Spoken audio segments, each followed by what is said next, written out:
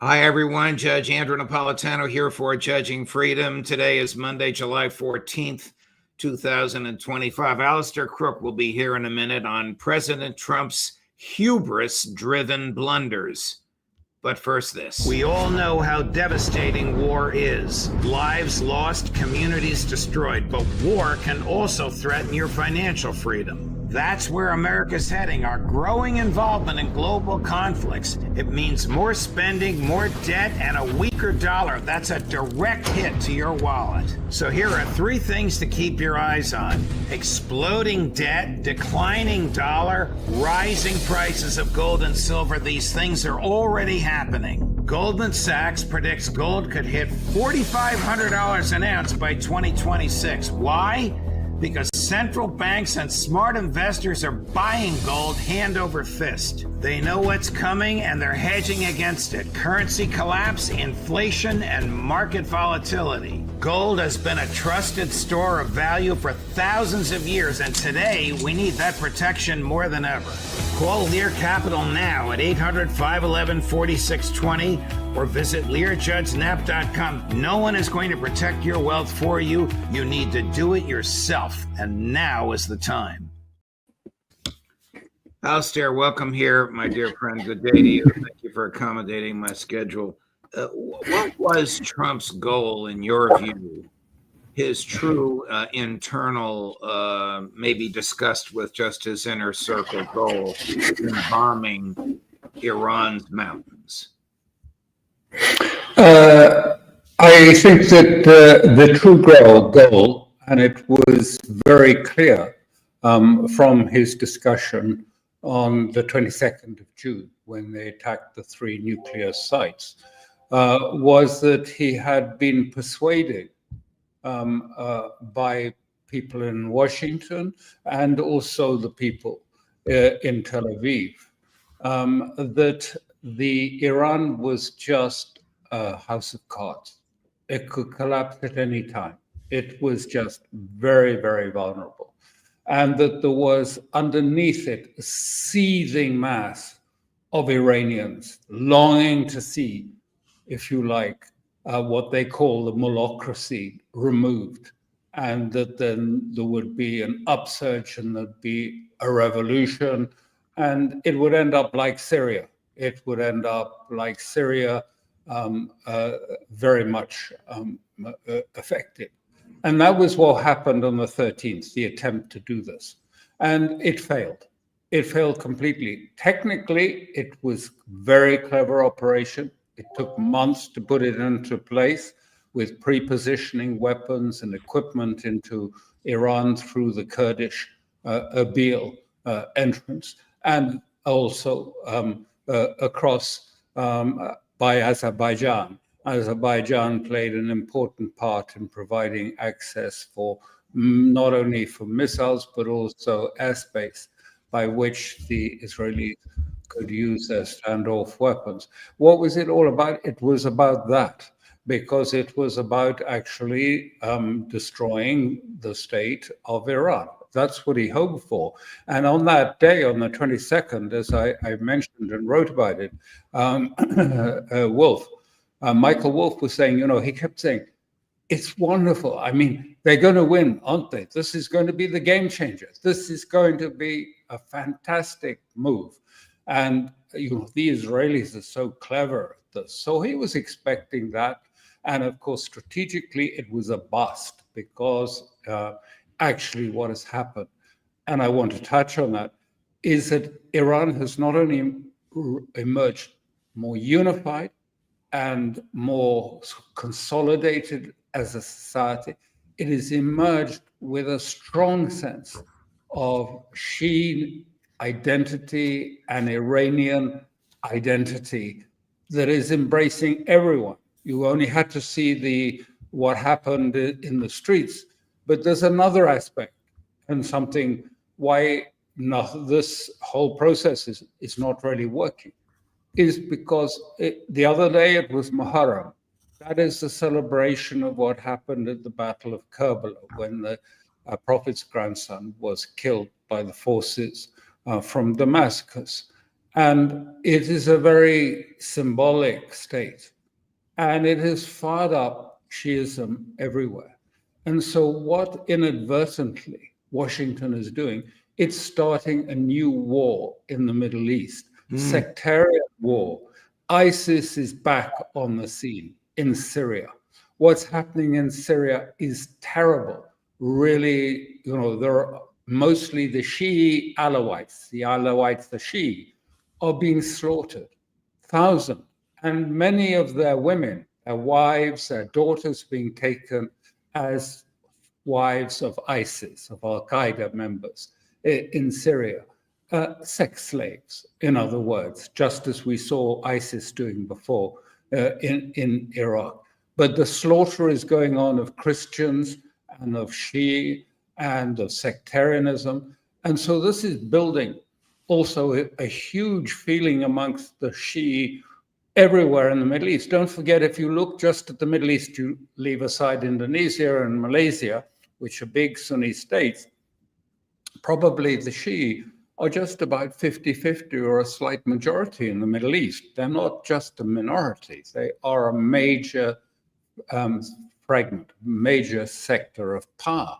And these are becoming very, if you like, agitated and very determined to change what's happening. So you had just a few weeks ago, 4 of the most influential Shia clerics, not in Iran, but around, if you like, the whole Shia world, including led by Grand Ayatollah Sistani in Iraq, wrote statements saying that if this attack went on, and particularly on the supreme leader, they would call for an ijtihad fatwa. They'd issue, in other words, a mandatory call on all Shia to join in the war against Israel and the United States. This is a consequence of what's happening.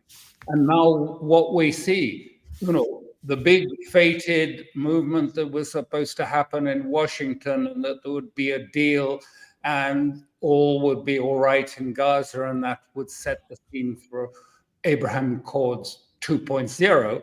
I mean, not only did that not happen, but what we're seeing now is that Trump's envoy in Lebanon, Mr. Barak, has warned the Lebanese they have a choice.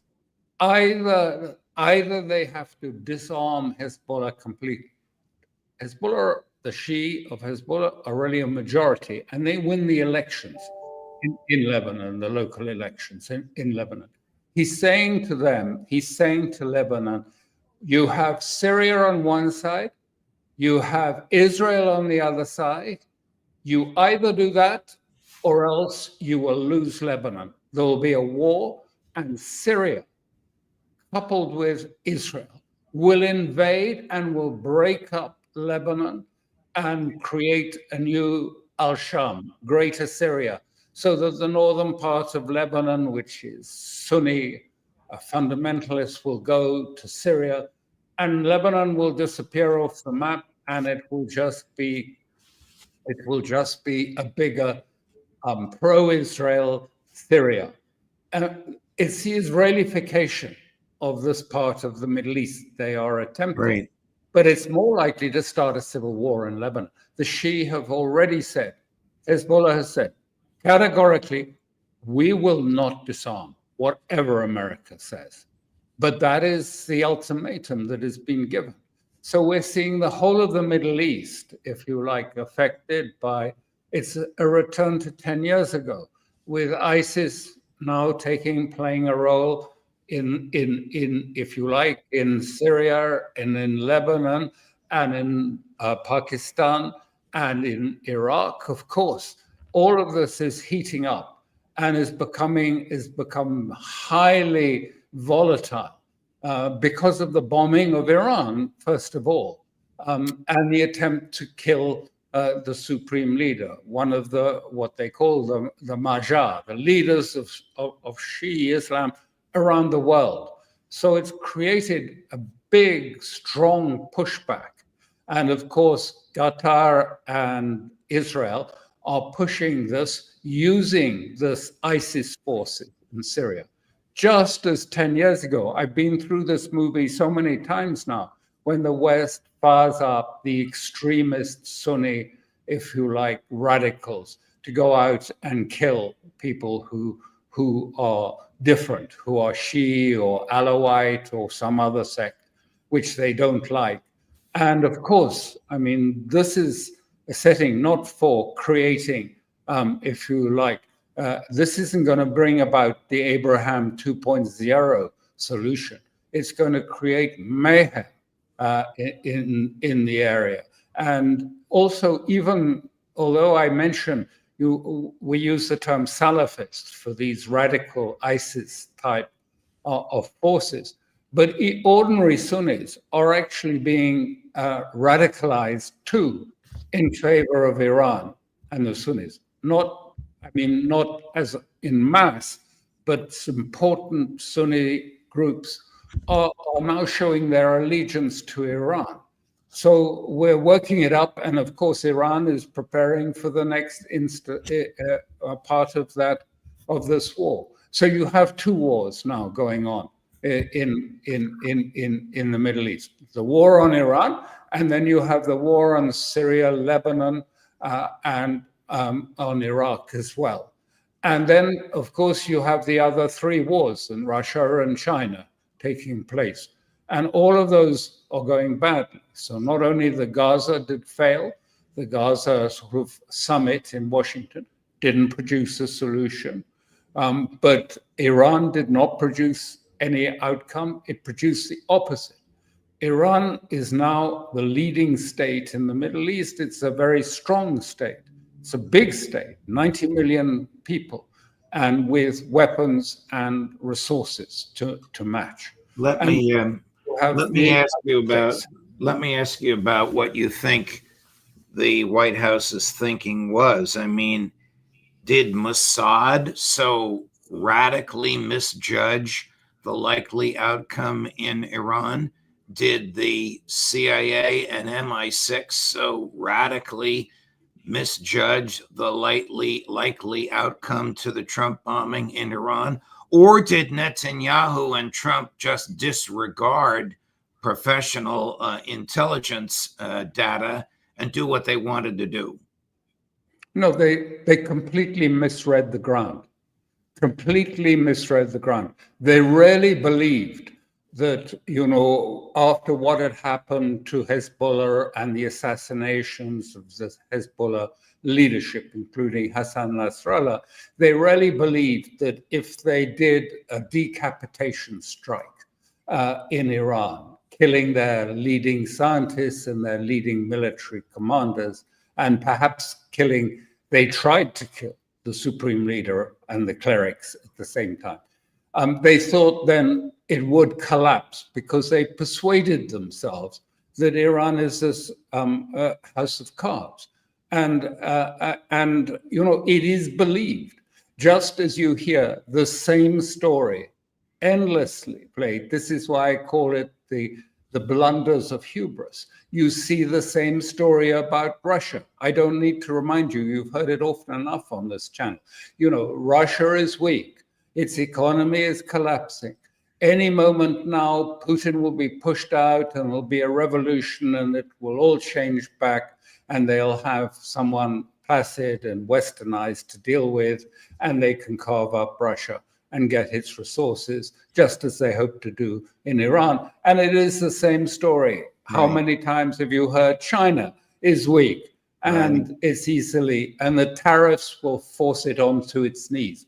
All of these things have been completely and utterly misjudged because of the sort of psyche in Israel and its persuasion. And clearly they had persuaded, Trump that this was what was going to happen, just as they persuaded the neocons and the others who have persuaded Trump, it seems, now to escalate against Russia, which is going to be a huge mistake.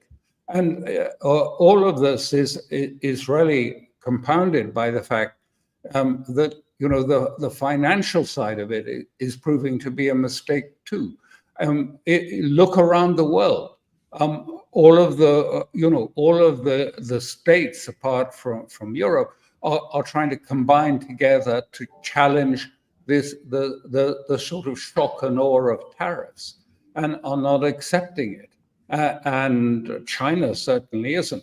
But other states, even coming and talking to the Europeans and saying, look, we can't have this. We're not going to do this. So, I mean, we will see a big, I think, exit. If it's anything like Lindsey Graham suggests, what is going to be said tonight by Trump, that they're going to start seizing the frozen Russian assets, that they are going to take them, and that then Europe is going to use those or other means to pay for America to send more long-distance missiles to attack Russia, and that they are then going to sanction Russia. If it's all of these things, I mean, well, it's the beginning of the end of the Trump project. It is the decomposition, I believe, of the whole project. It's that serious. That's serious. He is prepared either to address the nation or to make some kind of a comment later today, Monday, July 14, on Iran. Do you expect he's going to go back to the Biden mode? We're going to give them whatever they need. We're going to take arms that we need and send them to Iran, or sell them to Great Britain, which will sell them to, I said Iran, I meant Ukraine, and sell them to Ukraine. What is he going to say tonight about Ukraine that will undermine his credibility and maybe Ukraine or Iran? Ukraine. Ukraine. Well, that's what Lindsey Graham has been on television and sort of prefacing it and saying you're going to see a huge change. There's going to be, as I say, there's going to be action by the Europeans and the Americans to take some of the frozen assets and to use them to fund weapons supplies to Ukraine. There's going to be a big increase in weapons, long-range weapons that I don't know, we're only relying on Lindsey Graham's account of it. It's not, I don't want people to understand that these have actually been announced yet. It will be tonight that Trump will announce it. But he's suggested that there will be missiles that can strike Moscow or St. Petersburg long distance into Russia, and that they'll put the mother of all sanctions onto Russia, 500% sanctions on anyone purchasing Russian oil or gas. I mean, the latter is really just, I think, a joke. I mean, if they were really imposed, I mean, it would be end of the trading system. The end of the energy trading system. It would be a really, it's just, not really very, I mean, the whole package, I think, is likely to send the dollar diving, because people will be saying it's not going to be dangerous. Here's what Senator Graham said yesterday on this. Chris, cut number 2. I expect in the coming days you will see weapons flowing at a record level to help Ukraine defend themselves. I expect in the coming days that there will be tariffs and sanctions available to President Trump he's never had before. I expect in the coming days more support from Europe regarding their efforts to help Ukraine.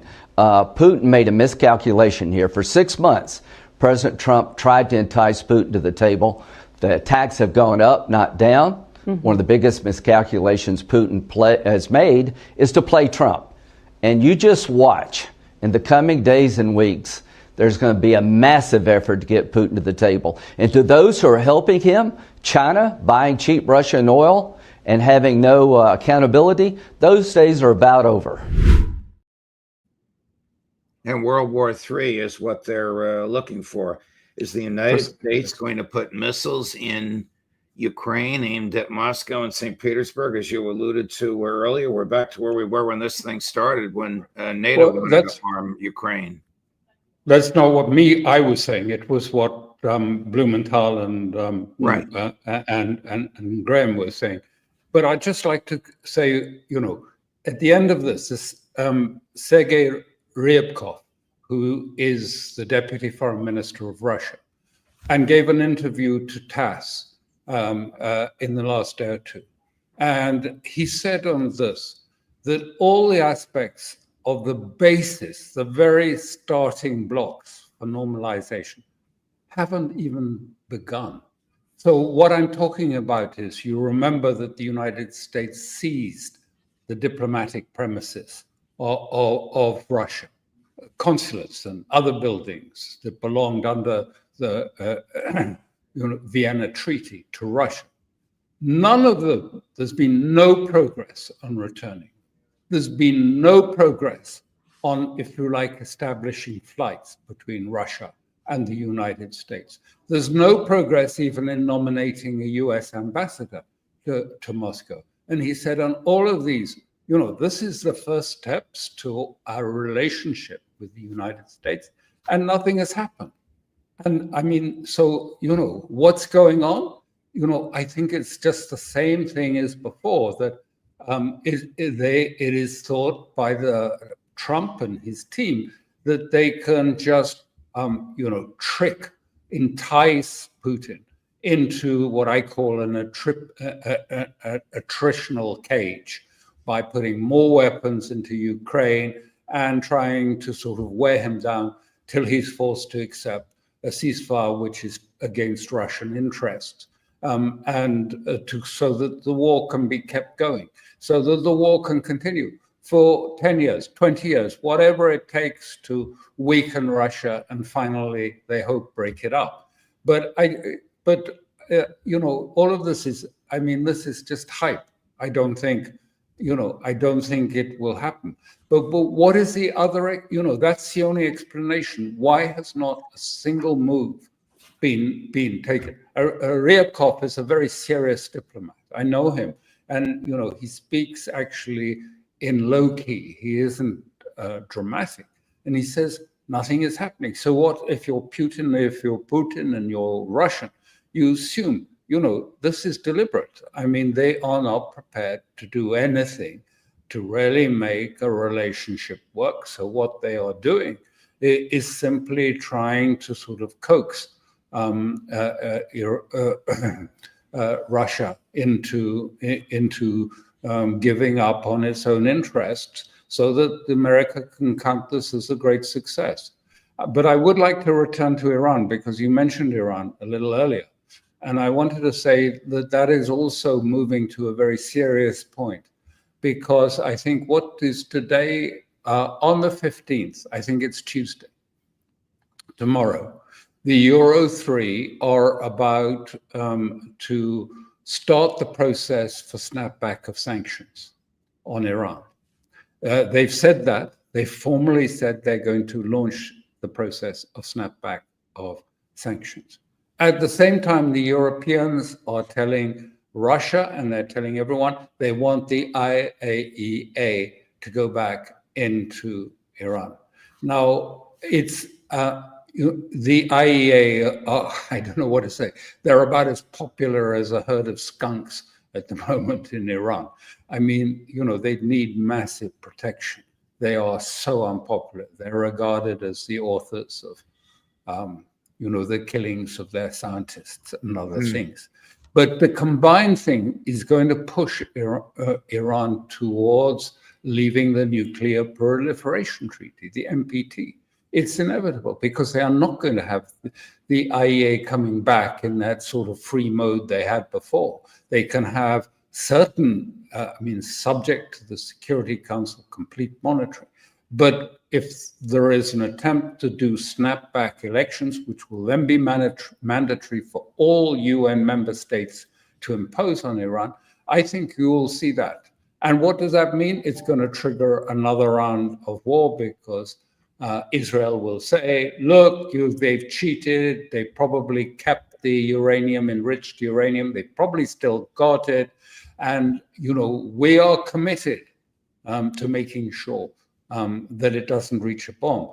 Actually, what the Israelis believe, genuinely believe, is that there's no way that they can guarantee that Iran will not get a bomb as things stand, even with inspections and technical means. The only way is to have regime change and to put in a Western government, a Pavlov or someone like that, as a Western puppet. That's the only way they see it. So, round two is coming. So we have that, and we have the escalation in Russia. We have the wider escalation going on, not only in Syria, but also in Azerbaijan, which the West, NATO, and Britain particularly are heating up and using, not only against Iran, but they're using this Caucasus state against Russia. The Russians are throwing out many Azerbaijanis because it's largely criminal groups in there who the Russians believe were possibly responsible for that spider's web attack on the strategic bombers, that they facilitated the positioning of equipment. I mean, there's been a long history of Azerbaijanis having criminal groups there. You're painting a picture as if we're on the precipice of World War III. I'm painting a picture that because of these three egregious mistakes, actually everything is heating up across the globe. It's heating up even in the environment of China too, where states are being very much pressed to join in a trade boycott of China. And China is not going to accept that. So everything is heating up everywhere at the same time.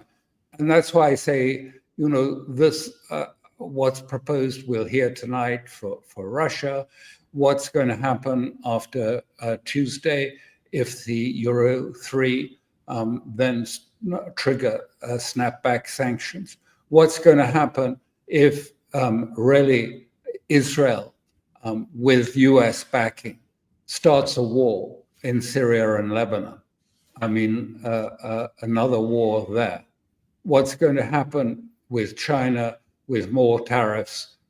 All of these things are coming together in a sense to make a perfect storm, yes. But it's actually also the point at which you can say what the world is watching is the decomposition of Trump, of him. He is becoming, not only hubristic, but it is extending beyond the capacities of the United States resources. He's overextended the United States to such an extent that this is going to be a real crisis. And all these other things are adding to it, the sense of no credibility, the sense that these tariffs, are not believable by some in the West, but in other parts of the world, they are a threat to their well-being. So there's a big change taking place. I think we are at the crossroads where there is the clear signs of, if you like, the decomposition of the United States Western project at the moment. And this is accelerating and producing a strengthening of Russia, Iran, and China, and the global South, and even the other states in Southeast Asia. Why was it Japan and South Korea didn't come to the recent NATO meeting? Because they disapproved of Iran. These are two closest, some of the closest allies of the United States are voting with their feet and with their pocket and saying, no, we disagree what happened with a sort of complete out of the blue attack on Iran. And what's happened in Iran is heating up the whole of the Middle East because it is becoming a war again between the Al-Qaeda supported extremists, the fundamentalists who kill others who are not, if you like, Sunni militants, and who are now we see an increasing Shia riposte across the board, across the Middle East. And I don't know what the consequences of this will be, but I can just say it's not good news for, Abraham Accords 2.0 at all. Alastair, thank you very much. Thank you for a truly brilliant and courageous analysis of all of this. We'll all be watching Trump tonight. We may need to call on you again very soon, but thank you for all of this. Look forward to seeing you soon. Thank you, my friend. My pleasure. Thank you so much, Judge. Coming up today, a busy day for you. At 10 o'clock this morning, Ray McGovern. At 10:45 Eastern, Professor Jeffrey Sachs. At 11:30, Larry Johnson. At 1 o'clock, Colonel Douglas McGregor. At 2 o'clock, Scott Ritter. At 4 o'clock, Scott Dawson on the Epstein files. Judge Napolitano for Judging Freedom.